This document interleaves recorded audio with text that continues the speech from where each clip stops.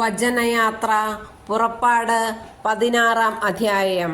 മന്നായും കാടപ്പക്ഷിയും. Israel സമൂഹം ഏലിമിൽ നിന്ന് പുറപ്പെട്ട് ഏലിമിനും സീനായ്ക്കുമിടയ്ക്കുള്ള സീൻ മരുഭൂമിയിലെത്തി.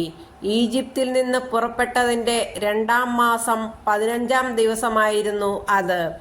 മരുഭൂമിയിൽ വച്ച് ഇസ്രായേൽ സമൂഹം ഒന്നടങ്കം മോശയ്ക്കും അഹറോനും എതിരായി പിറുപിറുത്തു.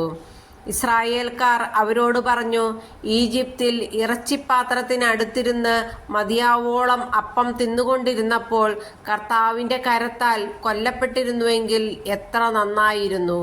എന്നാൽ സമൂഹം മുഴുവനെയും പട്ടിണിയിട്ട് കൊല്ലാനായി ഞങ്ങളെ ഈ മരുഭൂമിയിലേക്ക് നിങ്ങൾ കൊണ്ടുവന്നിരിക്കുന്നു. കർത്താവ് മോശയോട് പറഞ്ഞു, ഞാൻ നിങ്ങൾക്കായി ആകാശത്തിൽ നിന്ന് അപ്പം വർഷിക്കും. ജനങ്ങൾ പുറത്തിറങ്ങി ഓരോ ദിവസത്തേക്കും ആവശ്യമുള്ളത് ശേഖരിക്കട്ടെ. അവർ എൻ്റെ നിയമമനുസരിച്ച് നടക്കുമോ ഇല്ലയോ എന്ന് ഞാൻ പരീക്ഷിക്കും. 6-ാം ദിവസം നിങ്ങൾ ശേഖരിക്കുന്നത് അകത്ത് കൊണ്ടുവന്ന് ഒരുക്കി വയ്ക്കുമ്പോൾ അത് ദിനംപ്രതി ശേഖരിക്കുന്നതിൻ്റെ ഇരട്ടി ഉണ്ടായിരിക്കും. മോശയും അഹറോനും എല്ലാ ഇസ്രായേൽക്കാരോടുമായി പറഞ്ഞു, കർത്താവാണ് നിങ്ങളെ ഈജിപ്തിൽ നിന്ന് പുറത്തേക്ക് കൊണ്ടുവന്നതെന്ന് സന്ധ്യയാകുമ്പോൾ നിങ്ങൾ ഗ്രഹിക്കും. പ്രഭാതമാകുമ്പോൾ നിങ്ങൾ കർത്താവിൻ്റെ മഹത്വം ദർശിക്കും. കാരണം തനിക്കെതിരായ നിങ്ങളുടെ പിറുപിറുപ്പുകൾ കർത്താവ് കേട്ടിരിക്കുന്നു. ഞങ്ങൾക്കെതിരായി നിങ്ങൾ ആവലാതിപ്പെടാൻ ഞങ്ങൾ ആരാണ്? മോശ പറഞ്ഞു, നിങ്ങൾക്ക് ഭക്ഷിക്കാൻ വൈകുന്നേരം മാംസവും രാവിലെ വേണ്ടുവോളം അപ്പവും കർത്താവ് തരും. എന്തെന്നാൽ അവിടുത്തേക്കെതിരായുള്ള നിങ്ങളുടെ ആവലാതികൾ അവിടുന്ന് കേട്ടിരിക്കുന്നു. ഞങ്ങൾ ആരാണ്? നിങ്ങളുടെ ആവലാതികൾ ഞങ്ങൾക്കെതിരായിട്ടല്ല, കർത്താവിനെതിരായിട്ടാണ്. അനന്തരം മോശ അഹറോനോട് പറഞ്ഞു, ഇസ്രായേൽ സമൂഹത്തോട് പറയുക, നിങ്ങൾ കർത്താവിൻ്റെ സന്നിധിയിലേക്ക് അടുത്തു വരുവിൻ. എന്തെന്നാൽ കർത്താവ് നിങ്ങളുടെ ആവലാതികൾ കേട്ടിരിക്കുന്നു. അഹ്റോൻ ഇസ്രായേൽ സമൂഹത്തോട് സംസാരിച്ചപ്പോൾ അവർ മരുഭൂമിയിലേക്ക് നോക്കി. അപ്പോൾ കർത്താവിൻ്റെ മഹത്വം മേഘത്തിൽ പ്രത്യക്ഷപ്പെട്ടു. കർത്താവ് മോശയോട് അരുളി ചെയ്തു, ഇസ്രായേൽക്കാരുടെ പരാതികൾ ഞാൻ കേട്ടു. അവരോട് പറയുക, സായംകാലത്ത് നിങ്ങൾ മാംസം ഭക്ഷിക്കും, പ്രഭാതത്തിൽ തൃപ്തിയാവോളം അപ്പവും. കർത്താവായ ഞാനാണ് നിങ്ങളുടെ ദൈവമെന്ന് അപ്പോൾ നിങ്ങൾ മനസ്സിലാക്കും. വൈകുന്നേരമായപ്പോൾ കാടപ്പക്ഷികൾ വന്ന് പാളയം മൂടി. രാവിലെ പാളയത്തിനു ചുറ്റും മഞ്ഞു വീണ് കിടന്നിരുന്നു. മഞ്ഞുരുകിയപ്പോൾ മരുഭൂമിയുടെ ഉപരിതലത്തിൽ പൊടിമഞ്ഞുപോലെ വെളുത്തുരുണ്ടു ലോലമായ ഒരു വസ്തു കാണപ്പെട്ടു. ഇസ്രായേൽക്കാർ ഇത് കണ്ടപ്പോൾ പരസ്പരം ചോദിച്ചു, ഇതെന്താണ്? അതെന്താണെന്ന് അവർ അറിഞ്ഞിരുന്നില്ല. അപ്പോൾ മോശ അവരോട് പറഞ്ഞു, കർത്താവ് നിങ്ങൾക്ക് ഭക്ഷണമായി തന്നിരിക്കുന്ന അപ്പമാണിത്.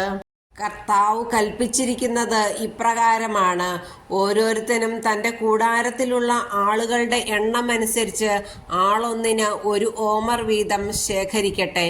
ഇസ്രായേൽക്കാർ അപ്രകാരം ചെയ്തു. ചിലർ കൂടുതലും ചിലർ കുറവും ശേഖരിച്ചു. പിന്നീട് ഓമർ കൊണ്ട് അളന്നു നോക്കിയപ്പോൾ കൂടുതൽ ശേഖരിച്ചവർക്ക് കൂടുതലോ കുറവ് ശേഖരിച്ചവർക്ക് കുറവോ ഉണ്ടായിരുന്നില്ല. ഓരോരുത്തരും ശേഖരിച്ചത് അവന് ഭക്ഷിക്കാൻ മാത്രമുണ്ടായിരുന്നു. മോശ അവരോട് പറഞ്ഞു, ആരും അതിൽ നിന്ന് അല്പം പോലും പ്രഭാതത്തിലേക്ക് നീക്കി വയ്ക്കരുത്. എന്നാൽ അവർ മോശയെ അനുസരിച്ചില്ല. ചിലർ അതിൽ നിന്നും ഒരു ഭാഗം പ്രഭാതത്തിലേക്ക് നീക്കിവെച്ചു. അത് പുഴുത്തു മോശമായി. മോശ അവരോട് കോപിച്ചു.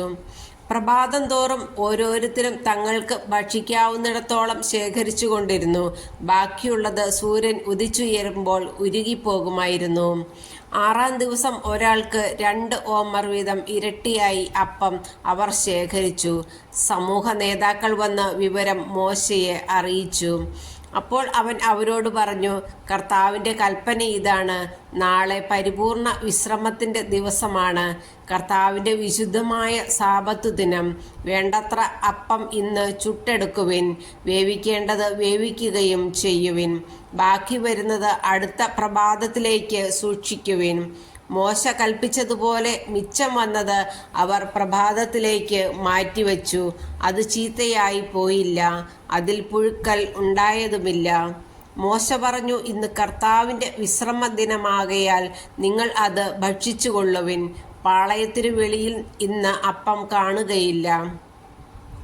6 ദിവസം നിങ്ങൾ അത് ശേഖരിക്കണം. 7-ാം ദിവസം സാബത്താകയാൽ അതുണ്ടായിരിക്കുകയില്ല.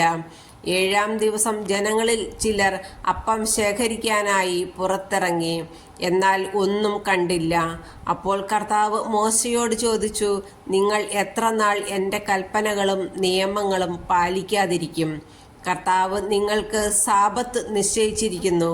അതുകൊണ്ടാണ് 6-ാം ദിവസം അവിടുന്ന് 2 ദിവസത്തേക്കുള്ള അപ്പം നിങ്ങൾക്ക് തരുന്നത്. 7-ാം ദിവസം ഓരോരുത്തനും തൻ്റെ വസതിയിൽ തന്നെ കഴിയട്ടെ, ആരും പുറത്തു പോകരുത്. അതനുസരിച്ച് 7-ാം ദിവസം ജനം വിശ്രമിച്ചു. ഇസ്രായേൽക്കാർ അതിന് മന്ന എന്ന് പേരു നൽകി. അത് കൊത്തമ്പാലരി പോലെയിരുന്നു, വെളുത്തതും തേൻ ചേർത്ത അപ്പത്തിൻ്റെ രുചിയുള്ളതുമായിരുന്നു. മോശ പറഞ്ഞു, കർത്താവിൻ്റെ കൽപ്പന ഇതാണ്, ഈജിപ്തിൽ നിന്ന് ഞാൻ നിങ്ങളെ കൊണ്ടുപോരുമ്പോൾ മരുഭൂമിയിൽ വച്ച് നിങ്ങൾക്ക് ഭക്ഷിക്കാൻ തന്ന അപ്പം നിങ്ങളുടെ പിൻതലമുറകൾ കാണുന്നതിനു വേണ്ടി അതിൽ നിന്ന് 1 ഓമർ എടുത്ത് സൂക്ഷിച്ചു വയ്ക്കുവിൻ. മോശ അഹറോനോട് പറഞ്ഞു, ഒരു പാത്രത്തിൽ 1 ഓമർ മന്ന എടുത്ത് നിങ്ങളുടെ പിൻതലമുറകൾക്ക് വേണ്ടി കർത്താവിൻ്റെ സന്നിധിയിൽ സൂക്ഷിച്ചു വയ്ക്കുക. കർത്താവ് മോശയോട് കൽപ്പിച്ചതുപോലെ അഹറോൻ അത് സാക്ഷ്യപേടകത്തിനു മുൻപിൽ സൂക്ഷിച്ചു വെച്ചു. ഇസ്രായേൽക്കാർ മനുഷ്യവാസമുള്ള സ്ഥലത്തെത്തുന്നതുവരെ 40 വർഷത്തേക്ക് മന്ന ഭക്ഷിച്ചു. കാനാൻ ദേശത്തിൻ്റെ അതിർത്തിയിലെത്തുന്നതുവരെ മന്നയാണ് അവർ ഭക്ഷിച്ചത്. 1 ഓമർ 1 എഫായുടെ 10-1